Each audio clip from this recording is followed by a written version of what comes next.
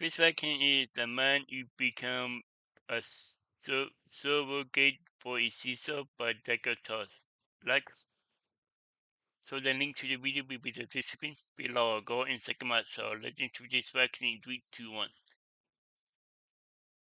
He walked into the hospital clutching his stomach, Yeah, sweat dripping down his forehead, his steps unsteady as if every movement carried a secret weight. Nurses rushed to his side, yeah. assuming it was another case of appendicitis or maybe food poisoning. But when the doctors ran the first scan, what they saw made the room fall into stunned silence. This wasn't just a stomach problem. This was a man carrying life inside him.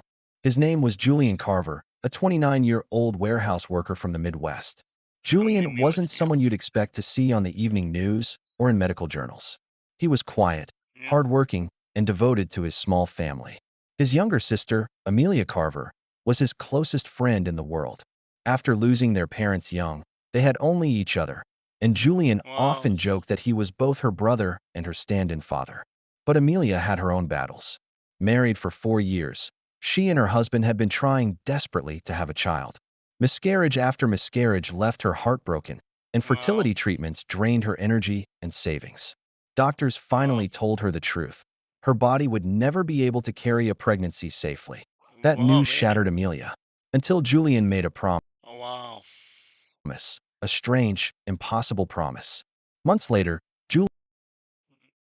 And that's when he became panicked. Oh, Julian appeared in the emergency room. He was pale, exhausted, and writhing from cramps. "Feels like something's tearing me apart inside," he told the doctors, his voice tight with pain. The initial tests didn't make sense. His hormone levels were unusual. His abdomen seemed swollen in ways no one could easily explain. The ultrasound technician hesitated, staring at the screen as if yeah. refusing to believe what appeared. She called for another doctor, then another. Julian noticed their expressions shifting from confusion to disbelief. "What?" he asked. "What's wrong with me?" No one Wow. answered directly. At first, they thought Yeah. it was a tumor. The swelling could have been some rare growth pressing on his organs. But the scan revealed something stranger, tissue that looked structured, layered, almost organized. Then came the moment that left the entire medical team in shock. Yeah. A faint flicker, a heartbeat. Inside Julian, a small but undeniable heartbeat pulsed on the screen. The room fell silent. A nurse dropped her clipboard, and Julian, Really? terrified, could only whisper, "Is that a baby?" The doctors struggled to explain. Men do not have wombs. Men do not carry children. Yet somehow, inside Julian's abdomen, a sac had developed, attached to his blood supply, nurturing life where life wasn't supposed to grow. At first, they refused to believe it. They retested. They rescanned. But every test said the same thing. Julian Carver was pregnant. Wow. Good question. Yeah. But how? Julian's mind raced back months earlier. To the secret arrangement. To Amelia's tears after her last miscarriage. To the experimental whispers she had shared about medical procedures so rare and controversial that Yeah. few believed they were possible. The truth was darker than anyone could imagine. Amelia had begged Julian not to let her dream die. Adoption wasn't what she wanted. She wanted a child genetically hers and her husband's. When doctors said her body couldn't carry, she turned to alternatives. There was a radical experimental fertility clinic overseas. They specialized in something unheard of: uterine transplantation into male bodies combined with advanced IVF procedures. Julian had dismissed it as science fiction. But Amelia Same thinking. begged, and Julian, protective as ever, agreed to undergo what was supposed to be a one-in-a-million attempt. The doctors there performed a highly experimental surgery. They implanted uterine tissue into Julian's abdominal cavity, connected it to his blood vessels, and then introduced a fertilized embryo created from Amelia's egg and her husband's sperm. It was madness. It was untested. But against all odds, it worked. The Yeah. embryo He itself had was been really good. created through Yeah. in vitro fertilization, IVF. Amelia had provided her eggs. Her husband had provided sperm. Scientists fertilized the egg in a lab and grew the embryo to a blastocyst stage. Then, through a delicate surgical procedure, that embryo was placed into the uterine graft inside Julian's body. The theory was that with enough hormonal support, the body wouldn't reject the tissue. Progesterone and estrogen were injected into Julian's system daily to mimic female pregnancy conditions. Julian had been told the chances were slim, less than 5%. He agreed Wow. anyway.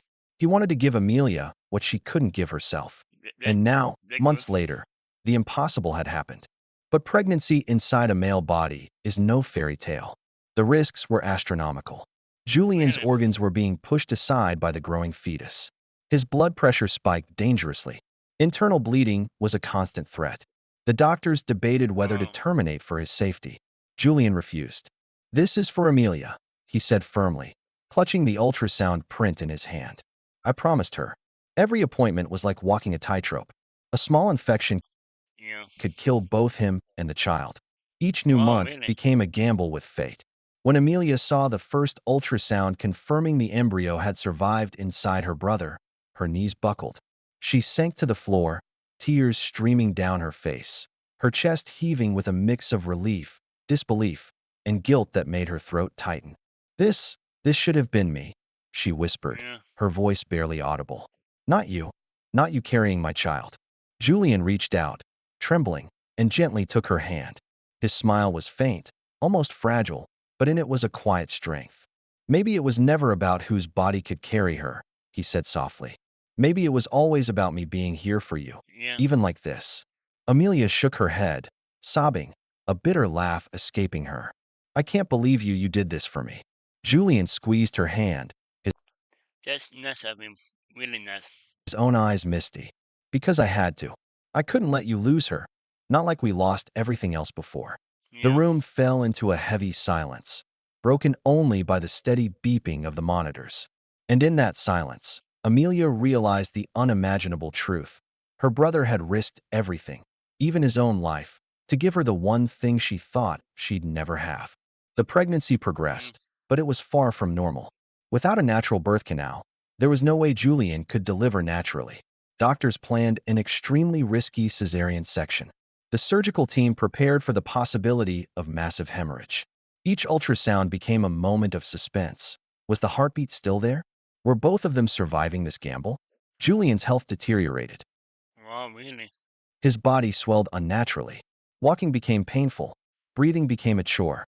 But he endured, holding on to the promise that this life inside him would one day be Amelia's miracle. Yeah. In the eighth month,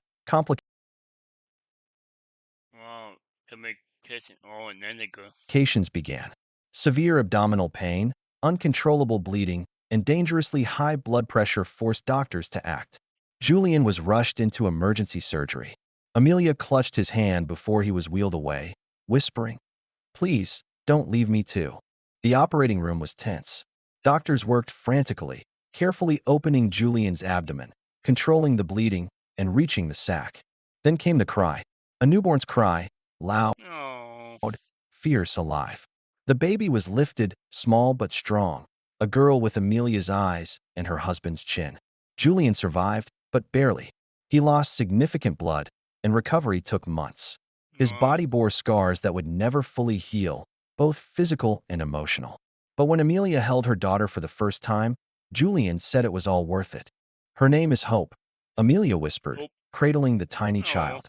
"Because that's what you gave us." Julian smiled faintly from his hospital bed. "Hope suits her. She's the proof that impossible isn't always impossible." Yeah. Julian's case became one of the rarest in medical history, an experimental male pregnancy that actually reached delivery.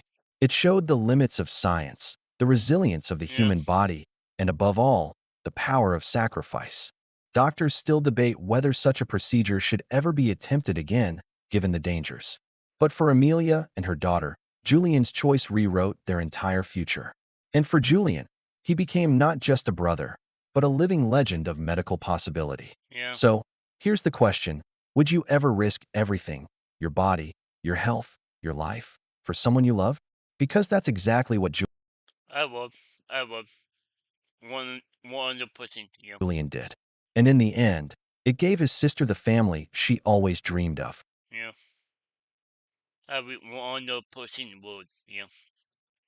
That was the moment you become a surrogate for a Caesar by toss. The link to the video will be the description below. Go and check them out and drop a like if you like and comment below if you want to see more reaction like this one.